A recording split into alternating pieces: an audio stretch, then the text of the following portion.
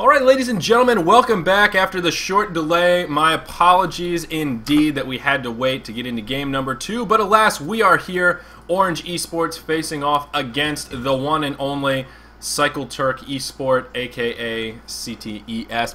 We're finally here in game number 2. There were some short HON server issues, so we couldn't host the game, but we are finally here. Again, game number 2 of this best of 3 series here in the round of 64 of the DreamHoN Summer Championships. I'm Zyori, slated to solo cast yet again. Hopefully you guys are enjoying some of the SEA coverage. Just to rehash a little bit, game number 1 was very much so in favor of Orange Esports. We got to see the, well, not quite double jungler strategy, but the Ophelia Wild Soul on the same team strategy with Wild Soul in the long lane. So although it was a little bit one-sided in a pretty quick game, it's always a pleasure to see those interesting strategies implemented, especially here on the international client. Now we have a Wild Soul replay. We can look at it, we can examine it, and we can even bring it into future breakdowns. That's so great because we don't have replays like that on the Garena servers. So I'm quite excited that we have a game in the books now. Anyhow, this is make it or break it time for CTeS. This could be their last game of the tournament. As I mentioned in game number 1, this is the end of stage 1. That is right, we are here at the end in the round of 64. Group stage coming up next. This is the only single elim portion of the tournament, so if CTeS cannot win this game, fortunately they're going home with nothing but a thumbs up. Well done, GG, no re. And nobody wants that. Nobody wants that at all. Everyone wants some of the money. So anyhow, let's go ahead and start taking a look at this game. The blind bans have been completed, and as always, I think that's a good place to start off. I'm going to start off, Plague Rider Jerizai going to be the bans here for Orange Esports, and over on the Hellborn side of things, CTeS going to throw those blind bans onto Wild Soul and Silhouette. Now Silhouette going to be recycled from last game's blind bans, but Wild Soul going to be the addendum here. So interesting that we see that being the case. Of course, a little bit of a respect ban coming out. Certainly some of last game playing into that choice, I'm sure, as Wild Soul was one of the many facets that they found difficult to deal with from the arsenal that Orange Esports was able to construct during that last draft. Let's go ahead and take a look at some of these locks as well. First lock going to go to the Mr. Ghost side of things this game. Going to start off with Polywog Priest, followed up by Aluna Glacius, Forsaken Archer, Tempest, and Witch Slayer. So again, having these cute little graphic bugs, I do apologize. Again, a little bit out of my control. Not really sure exactly what the source of the issue is with said graphics bugs. As far as things jumping out at me for that locking pool, a little curious that Mr. Ghost going to lock Polywog Priest first. It's quite apparent that Orange Esports has been pretty comfortable running these very aggressive pushing strategies, and Polywog Priest of course fits into that type of playstyle very, very effectively. Seeing that they mixed in Ophelia and Wild Soul last game, I would not be surprised to see Polywog Priest picked up in the locking stage at some point, depending on how the rest of these drafts start to unfold, especially for the Orange Esports side of things. Other than that, again, we don't see any of those throwaway picks up here. Witch Slayer, the only one that's probably not a super go-to pick, but certainly a very normal pick. You know, there's no scout up there. There's no insert hero that no one wants to play in the competitive scene here. So, again, more parallels from that last game. We're going to see the picks begin here in just a moment, so let's go over the banning phase. See Orange Esports starting it off again with Magnus, followed by Demented Shaman, Bubbles, Torturer, Tundra, and Meraxis. So fairly comparable to that last game. I was just going to comment that does leave a couple of scary heroes open, and that is Pebbles. Mr. Ghost going to start things off with that first pick onto Pebbles. Now this is something Orange Esports does quite frequently, as Nymphora doesn't seem to be a hero that is particularly noticed during the banning phase, or really even the locking phase for that matter. A lot of teams will tend to get themselves in this situation, and with Orange Esports has the availability for Pebbles, they are going to go for it. They will purposefully leave him on the board if they have first pick, and that's exactly what they did right here. Now this puts CTeS between a rock and a hard place. They had the option to pick up something like an Nymphora Fade or an Nymphora Armadon or some other lane combo that will work very nicely with Nymphora, but they're going to have their hand forced into doing that. Likewise, if they don't pick up that Nymphora here in this first round of drafts, they're going to be handing her over to Orange Esports, so they're going to have that deadly lane duo that is so ridiculously difficult to deal with. CTeS is going to leave Nymphora open here. We'll see if Orange Esports actually does opt to do it. My guess would be that they were trying to force the hand of CTeS, but at the same time, it is sort of a win-win scenario, one of the signs of a very, very strong drafter. CTeS, though, going to start things off with a little bit of a kick as well. Chipper going to be that first pick paired with Wretched Hag, and that is certainly intriguing. Very infrequently do we see a Mr. Chipper. And for an array of different reasons. He's one such hero that can do a lot of good things, but there are even more heroes that can do something similar, just a little bit better or a little bit more well-rounded. Chipper is not a hero with a clear escape mechanism, although Focus Buffer does provide some bit of safety and survivability, really not enough to keep him from getting locked down. Of course, a very high skill cap on Chipper with the skill shots of Rocket Barrage, Tartos, and Shadow Blade Showdown, Saw Blade Showdown. Always a mouthful with that one. It's going to be interesting. Of course, one thing he does do well is bring a lot of burst damage to the table very early on. That level 6 to 11 mark is when Chipper is just going to be wrecking faces. ORGE Esports not going to go for the strategy I was initially planning here. I thought they were going to pick up that M4, but indeed not. Going to opt for Ophelia Andromeda with that last round of picks, and CTeS going to finish things off with a Dark Lady pickup, which makes me think they're going to go with some heavy supporters here. May go a Witch Slayer Polywog Priest style. Nope, not going to do that. Going to go ahead and start things off with Glacius, and still a lot of options on the board. There it is, Aluna going to come out. So Glacius, Witch Slayer, Aluna, Glacius, double support is the moral of the story here. They may even opt to tri-lane this, and that's really what it's looking like. Chipper, one hero that really benefits from the 2-1-2 style of play. That solo heads up is kind of where he shines. So they're probably going to throw him in the mid. I would suggest Hag probably in the suicide lane, and then they'll maybe tri-lane in the close lane, though the long lane where they put the tri-lane versus Hag, interchangeable, open to interpretation, sort of a to each his own, and depending on what they think ORGE Esports may do with their lanes. Yet again, ORGE Esports going to be using a double jungler strategy, and this is going to be very interesting to see because it's a very different mentality than what we saw in the last game. Both double jungling games, but we are going to see a different hero array to make it that much more interesting. Now, they did opt for that Polywog Priest last pick. As I mentioned, I thought they may try and mix him in a little bit, and they're going to have so much pushing power here. It's incredible. Tempest, Polywog Priest, and Ophelia all on the same roster, and then you have Andromeda and Pebbles, both great creep clearers as well, with that Aurora mixed with the stun and chuck combo from Pebbles. They are going to have so much pushing potential. So that does beg the question, though, how is ORGE Esports going to lane this? And we're going to see that unfold for us momentarily.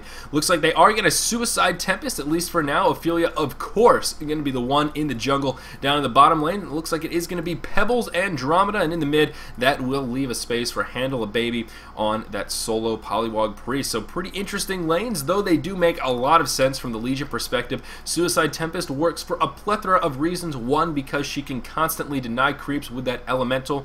Two, because she can push this lane if anyone leaves the lane or they give her any breathing room.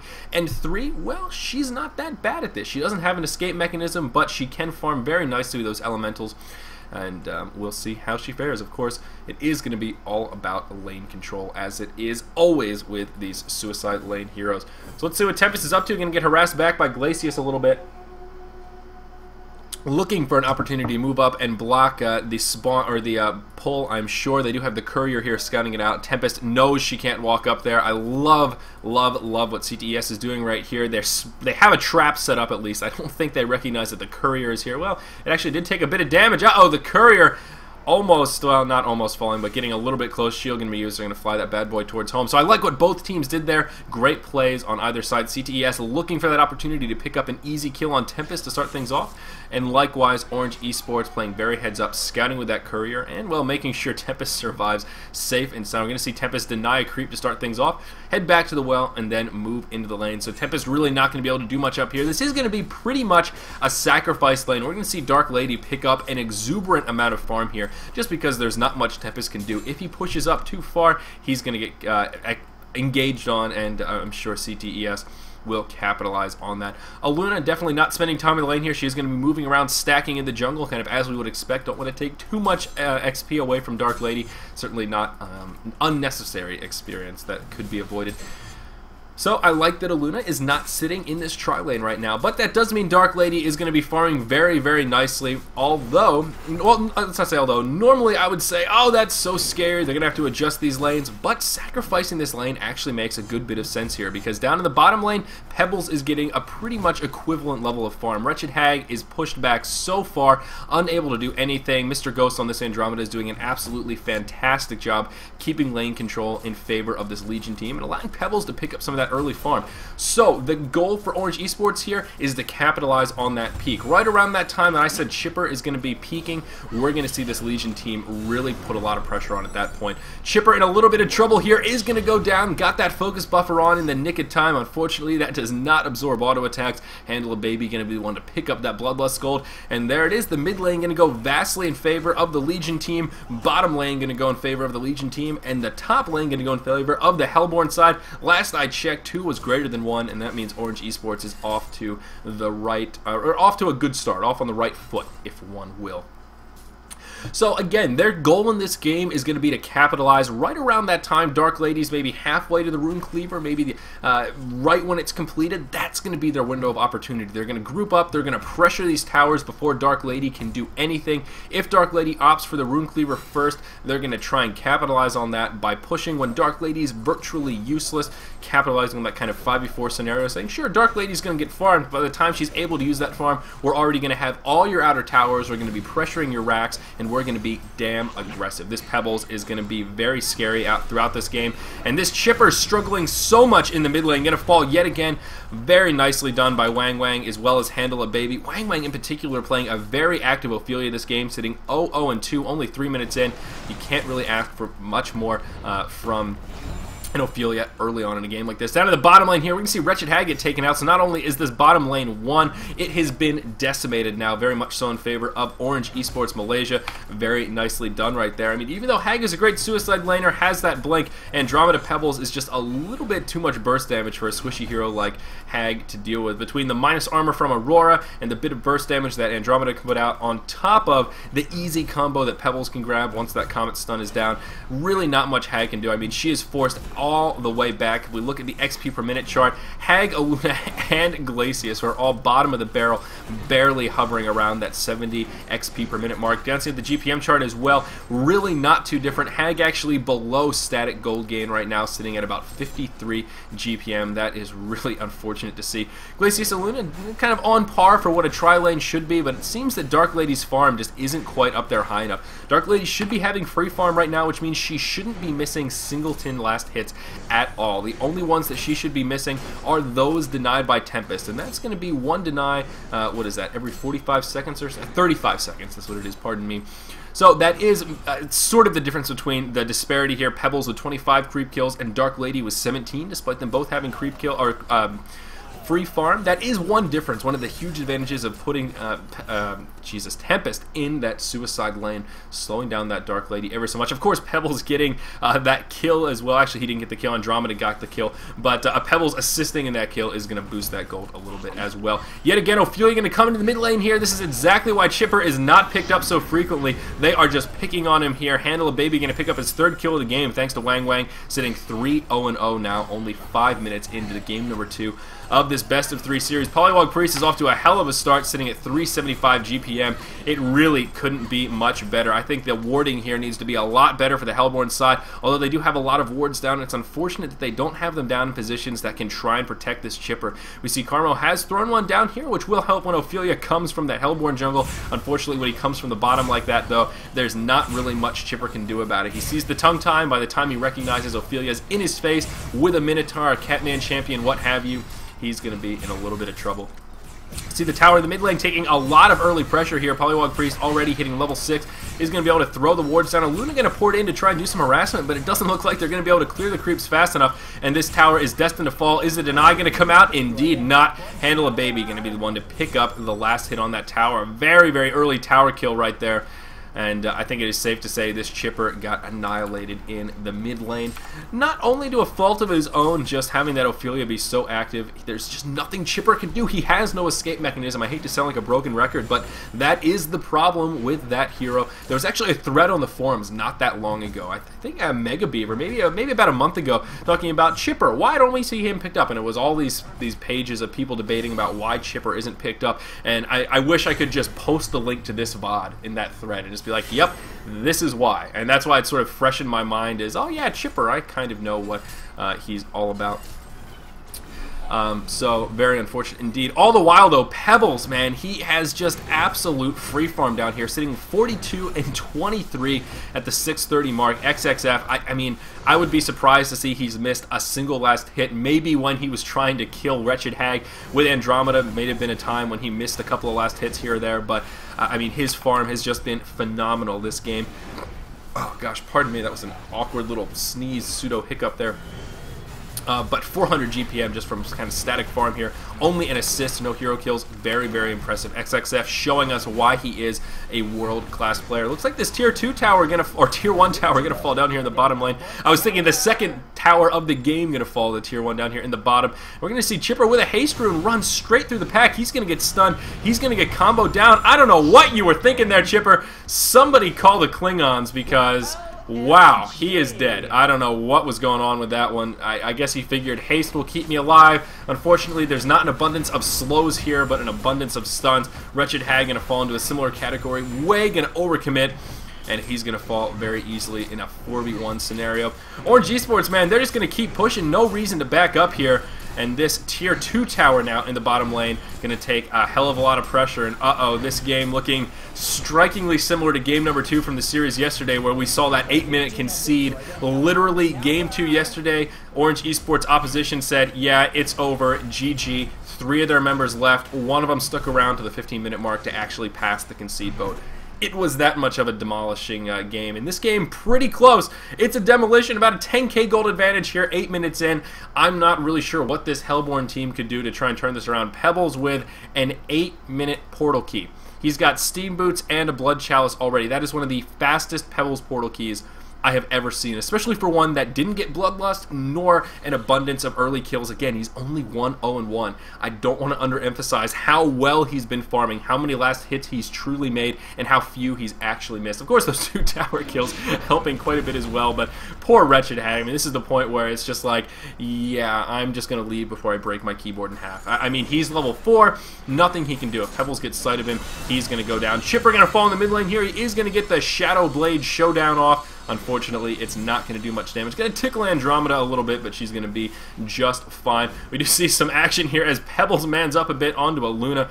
Sorry about missing that, but looks like he just blinked in and threw the Chuck. Didn't have enough mana for the Stalagmites, so unfortunately unable to secure that kill. But here we see this tier 2 tower in the mid lane. Look at this aggression. I mean, I was thinking ORGE Esports was going to be trying to hit this, like, a level 11 timing window where they're going to be taking out all these towers, saying, sure, Dark Lady, you can free farm while we take all of your towers. We'll take that trade. This is like a level 6 tower pushing race. They've taken down 4 towers while the average level on their team is level 6, level 7, something like that.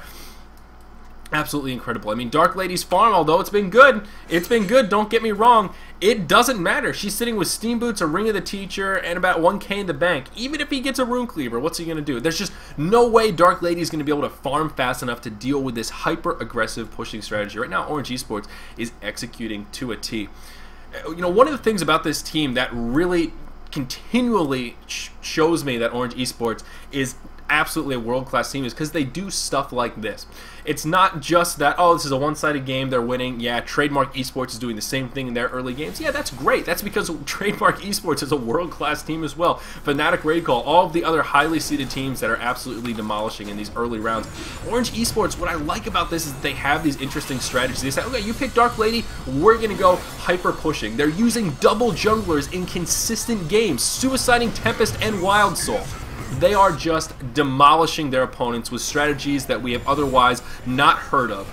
in the international scene. That is absolutely incredible. This is adding a spice to Han, a spark, if you will, whatever you want to call it. They're trying different things. They're showing us that there's more than one way to win a Heroes of Newerth match. There is more than one way to interpret decision-making and strategizing in this game, and I absolutely love that we're seeing these Southeast Asian teams finally stepping up and really looking good. This is, I think, seeing ORGE Esports so far in this tournament is the best I've seen them thus far in just tournaments in general, the bit that I've covered them. So very impressive, and I'm happy to see that they're doing this well.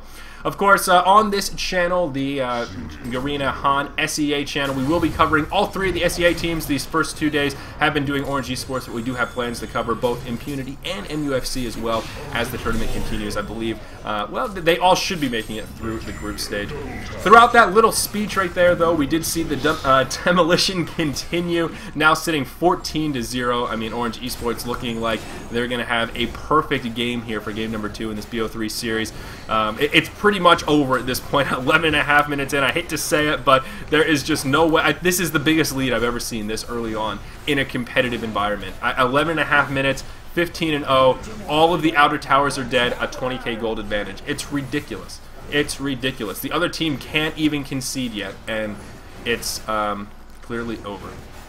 I suppose this is the reason you're 6th best to win the tournament or something like that. I actually don't know where Orange is seated, but they're seated probably 6 sounds about right. It's pretty close. It's hard to compare the SEA teams with some of the international teams just because they don't play each other so frequently, so it does make it a little bit difficult to really say, okay, this is how we rank the teams, but what you gonna do?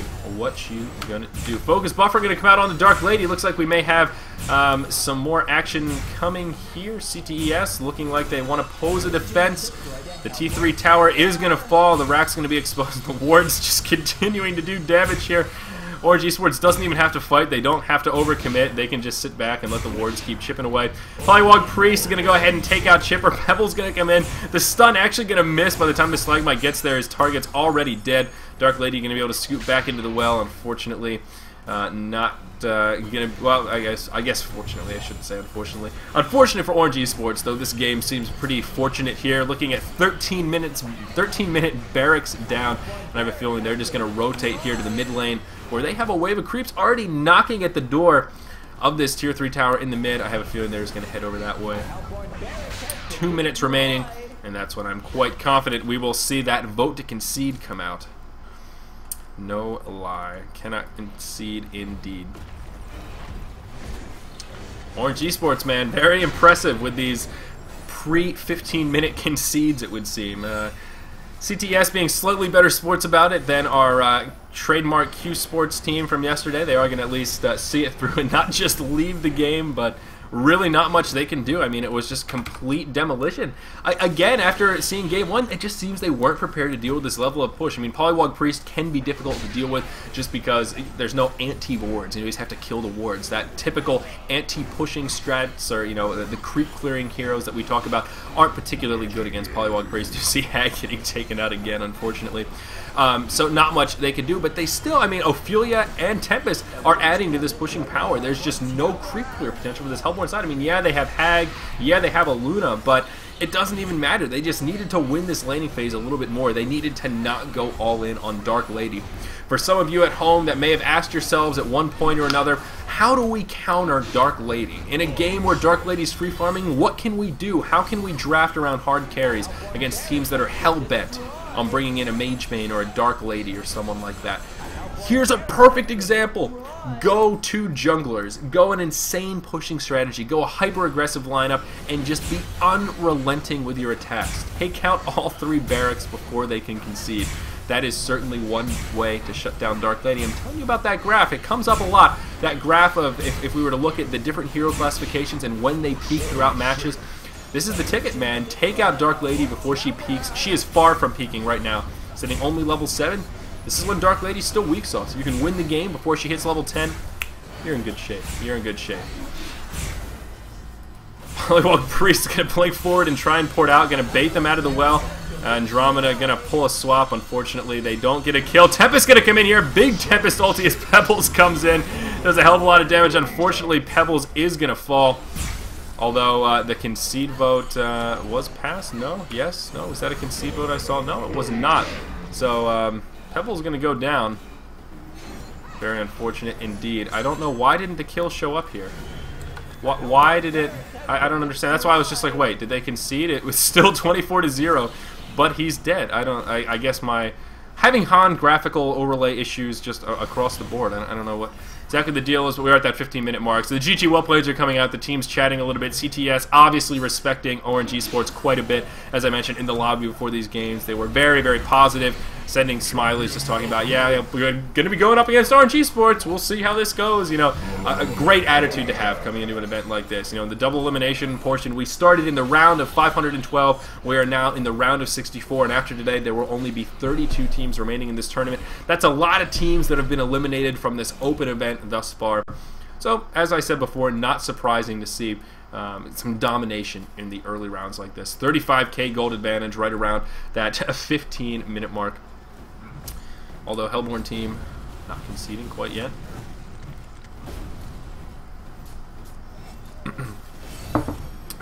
But of course, the Mega Creeps are here, all lanes of frags taken. I'm telling you, this is one of the fastest wins I've ever seen in the way of at least all 3 lanes of racks being taken out. Absolutely incredible. I've never seen such aggressive pushing, such an early start. I mean, we've seen demolition games kind of like this before where it's just so one-sided from a few minutes in, but this was definitely quite impressive play from ORGE Esports. So that's going to do it. Polywog Priest Ward's going to come down. The throne is going to go down before Polywog Priest dies. And there you have it. That is game number 2 of this best of 3 series. ORGE Esports looking better than ever. They're going to be moving on to the group stage, which will be coming up next in this tournament. So that does conclude stage number 1 of the DreamHoN Summer Championships. Of course, I'm Zyori, following some of the Southeast Asian teams here on the Garena channel. Thank you so much for joining us. Hopefully you've been enjoying the coverage thus far, and there will be plenty more to come. If you've been enjoying it, please take the time to follow my social media. That's the best way to figure out when we're going live, who we're going live with, and any other snags we may come about along the way at Twitter, ZyoriTV, on Facebook, ZyoriTV, and on YouTube, ZyoriTV1. ZyoriTV1 on YouTube will be where these VODs are cataloged. Well, they're posted there, and they are cataloged on my website, Zyori.tv. Thank you so much for watching, guys. I really appreciate it, and we will see you on another cast.